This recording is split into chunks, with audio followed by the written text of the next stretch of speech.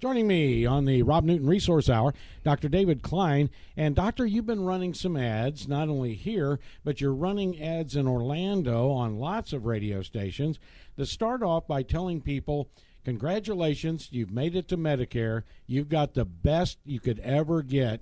And then you kind of go into an explanation about why you said that, and you start talking about Medicare Advantage plans and all these other plans that everybody's trying to sell everybody the minute they qualify for Medicare. So kind of walk us down that street. Well, first things, okay, those ads are actually public service announcements in my mind's eye. Why? Because I'm not selling anything. Okay, what I'm trying to do is to prevent the train from running you over. And here's how it goes down. Okay, you work your life. You're out there, you're punching the clock, doing what you're going to do, to feed your family and so on and so forth. And you finally make it to the point of retirement. You finally get that brass ring. One of those brass rings is called Medicare. And what this is, in essence, is a subsidized insurance plan. And the federal government subsidizes every American that receives Medicare at least $15,000 per year to pay for this insurance.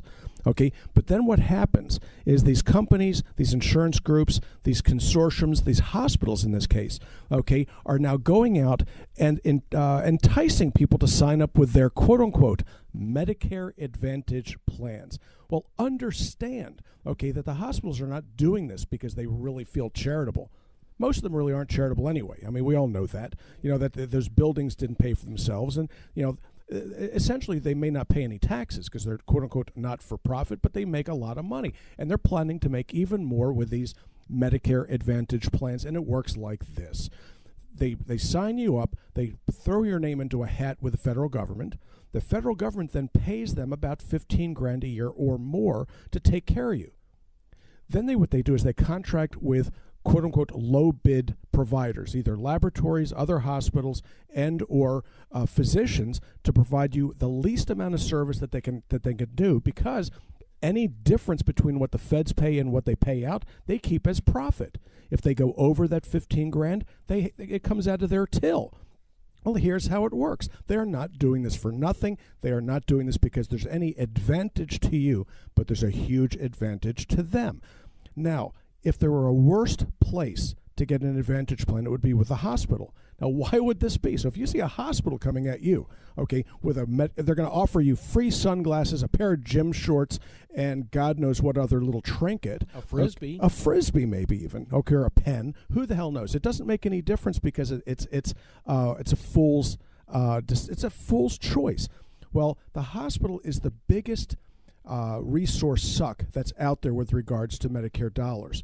If you're going to go in the hospital, guess what? That's where most of that money is going to go. So the hospitals have the greatest thing to gain with regards to getting the money first, okay, and then denying anybody else or any other physicians, any other labs, or anybody else for that matter, physical therapy, the resources to see you. So what happens is they get paid first. And guess what? You are going to have a heck of a time finding any other physicians other than the ones that work for the hospitals, in the hospitals, to see you. And we all kind of know what that means. The docs working in the hospital are the lowest quality ones out there because, frankly, nobody else would want to work there. These are people that trained abroad, probably don't have their board certifications, never will get them, but they roll around the hospital, generating consultations, so on and so forth, until they see fit to kick you out. Well, Medicare disadvantage plans, just be very, very careful because you have everything to lose. You have the best. You have the best insurance that anybody could get short of the president, okay? And then people throw it away for a pair of gym shorts and sunglasses. Why? Because there's a reason why they're going to pay your monthly premium. It's because they're getting it back 3 times over. Okay, businesses are not in business to lose money. They are not doing this because they know who your cousin Ernie is. They don't care about your birthday. And guess what? All they really want to do is take from you. So be careful when these people call you on the phone. The first thing that you should do is either hang up or put your hand over your wallet, your other hand, pinch your nose, and then hang up. Either way, get off the phone with these charlatans. Well, and what about these big seminars that they have? We're going to give you dinner, we're going to bring you in, we got these famous speakers, but at the end of the famous speaker, it's sign up for our Advantage plan. Of course. Well, why not go do the timeshare that's right down the hall? They don't let you out either. Okay, gee, why don't you come listen to our dinner about this cruise? Well, I'll tell you what, people don't give away dinners, they don't give away lunches, they don't give away breakfast without expecting to get a great deal more from you. Do not fall for this. This is nonsense. Hey, look, you can afford your own lunch. Okay, if you can't, God bless you. You ought to start passing that. But don't fall for this nonsense. A free lunch or free dinner is hardly worth wasting your time, which, by the way, is about the only thing you can't replace. You can always make more money. You cannot make more time. Is there anything that, in addition to Medicare, that we need once we reach that magic age? Well, then it gets down into fine points, and this is something that's very interesting. Insurance is at best a loss mitigation strategy. Nobody ever buys insurance expecting to make money from it. The only people that really make money from insurance are the insurance companies. However, what you do is you cut your losses. So if you go ahead and you get Medicare, it's a smart idea to go ahead and get the Medicare coinsurance. You do this through Blue Cross, Aetna, Cigna. My preference is Cigna, actually, because I think they have the best product for it. But if you qualify, Mutual of Omaha seems to be the best of the bunch. Then you go ahead and you get the prescription coverage, but you never get it through the same company that gave you the coinsurance. Okay, you just don't do it. It's not smart to have any two people helping you at one time. It'll work to your disadvantage. So if Mutual of Omaha did your coinsurance, your co-pays, your deductibles, so on and so forth, then you would go ahead with Blue Cross to do your medications or bounce them around, but never get it all done by one company. And the Medicare Advantage plans are the furthest thing from any advantage to anybody.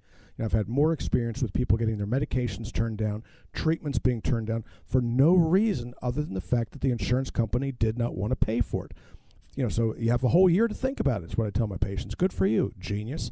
You went ahead, okay, and did exactly what you would tell your kids not to do, and that's to take something for nothing.